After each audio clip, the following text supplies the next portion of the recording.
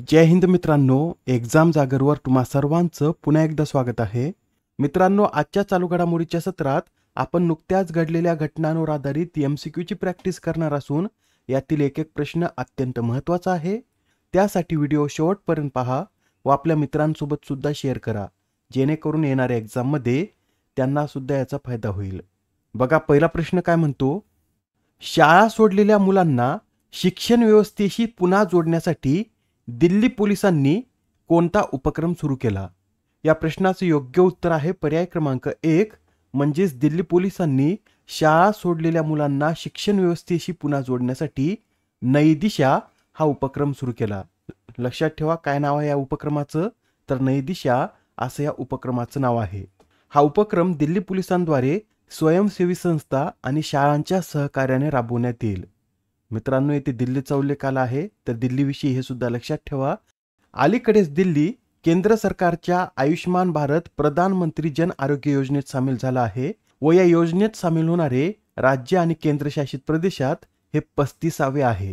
तसेच राष्ट्रीय विधान ॲप्लिकेशन प्लॅटफॉर्मशी जोडली जाणारी दिल्लीची विधानसभा ही 28वी विधानसभा ठरली आहे आणि दिल्ली सरकारने महिलांना आर्थिक मदत देण्यासाठी महिला समृद्धी ही योजना सुरू केली. आणि अलीकडेच आपण पाहिलं होतं की पूर्णपणे सौर ऊर्जेवर चालणारी देशातील पहिली विधानसभा कोणती? तर दिल्ली विधानसभा ही पूर्णपणे सौर ऊर्जेवर चालणारी देशातील पहिली विधानसभा आहे. नेक्स्ट क्वेश्चन पहा, ईशान्य भारतातील पहिली भूऔष्णिक उत्पादन विहीर कोठे खोदण्यात आली? तर ईशान्य भारतातील पहिली भूऔष्णिक उत्पादन विहीर ही अरुणाचल प्रदेश या राज्यामध्ये खोदण्यात आली. अरुणाचल प्रदेशमध्ये ही विहीर पृथ्वी विज्ञान आणि हिमालयन अभ्यास केंद्राद्वारे तयार करण्यात आली असून ही विहीर अरुणाचल प्रदेशातील पश्चिम कामेंग जिल्ह्यातील दिरांग येथे स्थित आहे. बरं, भूऔष्णिक ऊर्जा म्हणजे काय? तर पृथ्वीच्या अंतरंगात जी उष्णता आहे त्याचा उपयोग वीज निर्मितीसाठी केला जातो व यालाच भूऔष्णिक ऊर्जा असं म्हणतात. बरं, अरुणाचल प्रदेश या राज्याची राजधानी काय आहे?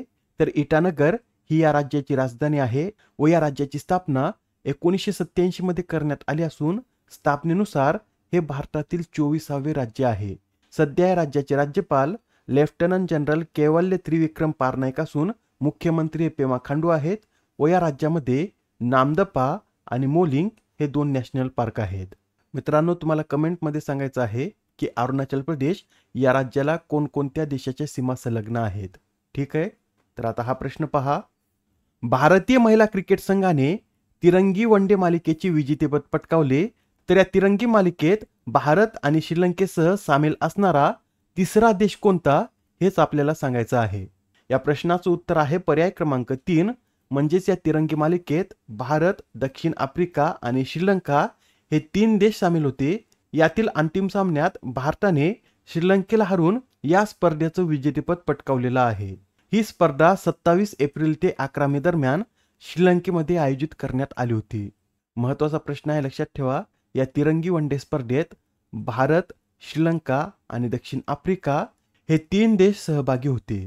पुढील प्रश्न पहा, 72व्या मिस वर्ल्ड फेस्टिवलमध्ये मानवतावादी पुरस्काराने कोणाला सन्मानित करण्यात येणार आहे?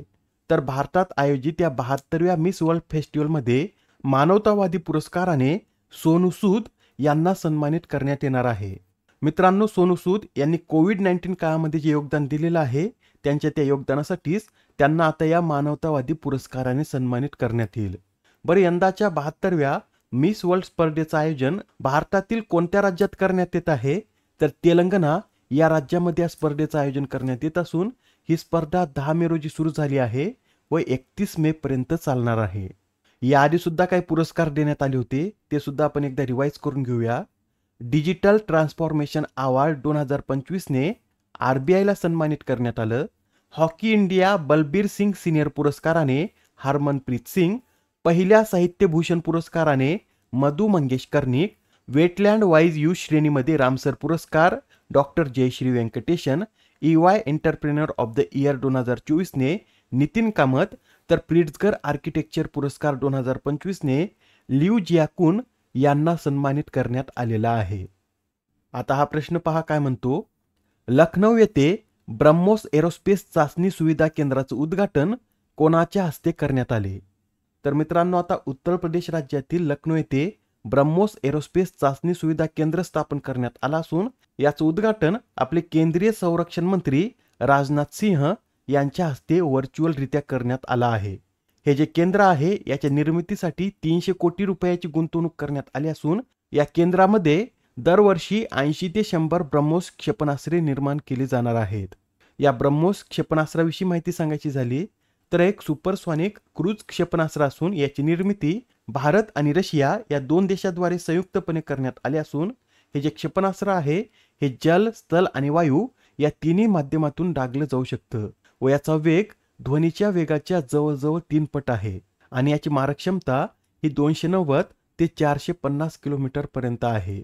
बरं, या ब्रह्मोस एरोस्पेसची मालकी कोणाकडे आहे तर याची मालकी भारताच्या DRDO आणि रशियाच्या NPO माशिनोस्ट्रोनिया या कंपनीजवळ आहे आणि यात आपल्या DRDOचा हिस्सा हा 50.5% इतका आहे.